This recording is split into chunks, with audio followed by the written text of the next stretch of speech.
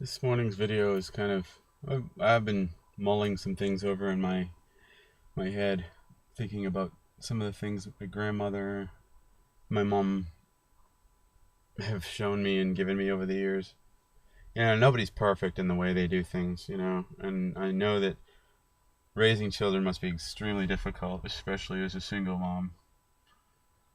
And that I see that the best way to teach a kid is they say is by example, and not so much what you say, but exemplifying things and how you treat them. And you know I think that you learn how to deal with the women in your life by learning how to deal with your sister and your mom, you know and vice versa. About the men, you learn how to deal with other guys through your father figure. But if your family's dysfunctional, as most of our families probably are, there's a lot that gets left by the wayside. So there's a process of having to go through this growing. But one of the things that I've really been hitting on lately is I've been evaluating, as I said in some other videos, I've been having some issues around certain friendships that I'm either having or building. And I've come to see that the things about friendships and relationships that are attractive is that, and we all do this to some degree or another, but there's a certain amount of value that you feel. Why did I feel so comfortable around certain people and I don't feel so comfortable around others? How do I feel loved? And I think the value of the love comes from how well you feel that people are hearing you or understanding or even listening to you. And that comes back, it reflects itself back in the things when you're talking about things, and you've probably said the same thing about a dozen times. And it's like the value of how you feel in that person's eyes is little, because you realize that if you're having to repeat the same thing over and over and over again, they're obviously not paying attention when you're talking. And that's one of the key values that I see in a good relationship, is people that remember. And I put extra effort into that kind of thing when I'm getting to know people as friends or relationships, whatever. I try to remember everything that they're telling me, especially if I value it. I mean, you want to. I think the spark that makes a good relationship in the beginning is that that puppy love, if you will. The thing one of the big things is that you feel valued. Look at how many people broke away from their husband or their boyfriend or their wife or their lover, and they always feel about the person they're running to. I feel valued by them. I feel special to them. And that's what draws you out of the relationship you're in. Why? Because you feel valued. That's the attractive element right there. What do they teach you when you go to therapy is how do you show your partner that you value them? You know what I'm saying? That's the number one thing right there. And your parents, to me, the big role I think about my grandmother, back to the thing. Why did I like to visit her so much? Because she would make me feel valued. She would hear what I said. She would respond to what it was that I needed, because she would listen to what I said I needed. She wouldn't give me what she thought was right. She would respond to what I actually said that I needed. To me, that's showing somebody that you value them.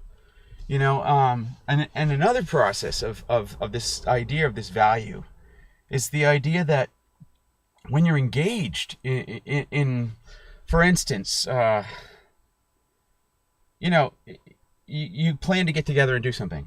And I can't tell you, like, this happens to me. I have friends in my life. I have female friends that are not girlfriends. They're just people, and we plan something out. We get together. If you can't make it, you call up and say, hey, sorry, can't make it, blah, blah, blah, blah. It's touching the bases. It's showing I value you enough to let you know if the plans are going to fall through. I value you enough to want, when friends are friends, they want to get together. There's a desire to get together. There's a desire to do something. There has to be a desire there, But when you, as they say, if a person keeps blowing you off and blowing you off and blowing you off, and no matter how many plans you've made, they keep blowing you off, and yet they still continue to call you a friend, like my first thing is, well, how deep is that friendship? They obviously don't value you enough to even set up,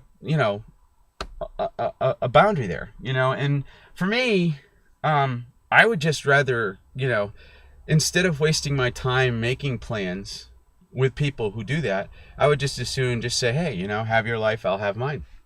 It's that simple. I think the hardest part of that for me, and I says I'm dealing with this right now with someone in my personal life, is this idea that actually there's a couple people, it's like they vacillate, they can't make up their mind what they're doing, and it's unfortunate, no matter how much you care for or like or want to have something with someone, if they don't feel the same way, if they don't value you the same way that you're valuing them, then it's kind of like I'm learning right now. I'm getting it.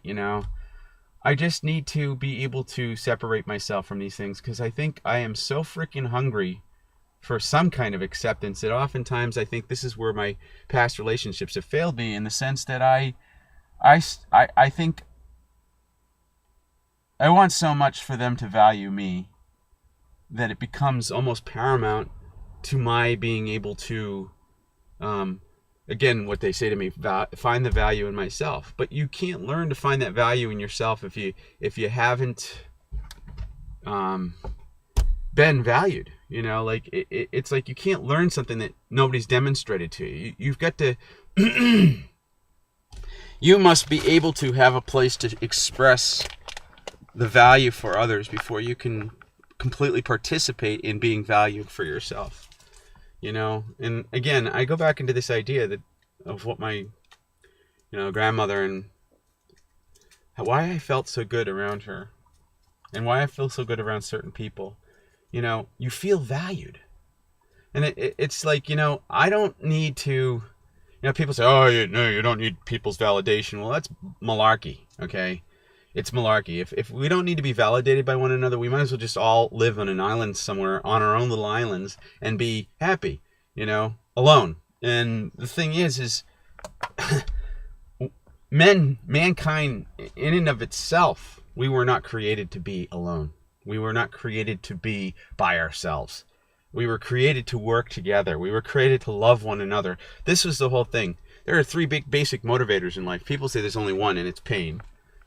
I disagree strongly. I think there are three basic motivators. There's fear, there's pain, and there's love. And when you value somebody, love is the motivator that you want to use. Love is the way to come in. Inflicting them with fear. If you don't do this, I'm leaving. If you don't do that, I'm leaving.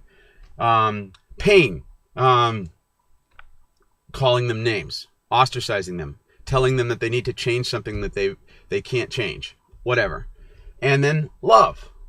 Love is a great motivator. Because in love, you demonstrate something to them. And they, in turn, learn to demonstrate that back. If the desire between the two people's there, then those people are going to be drawn together. At least as far as my experience tells me. I, at this point in my life, am really starting to get a hold on this idea that, I think I put myself into too many things with people that don't have any sense of value for what is going on. I've put a lot of, as I said, I put a lot of time and energy into paying attention, into listening, into what people say. As I said, it goes into this idea that, let's say, for instance, they're telling me what kind of foods is their favorite food. They're telling me what kind of movies are their favorite movies. They're all these different kinds of things, and then like sometime maybe I go out with them somewhere and I order their favorite food, and they're shocked. Wow, you remember that? Yeah, because I value you. And I can't tell you the number of times that I've been in situations where people are saying the same thing over and over again to me, or they're asking me the same question over and over and over again. And it's like, I don't feel valued. So why do I keep going back to that? And that's where I'm at right now. And I'm trying to determine, well, why do I keep going back to these things? When somebody values you, you're going to know it, and I guess there's very few people in my life that I feel value me. And you can tell too, because they enjoy spending time with you, Anyway, my 10 minutes is up.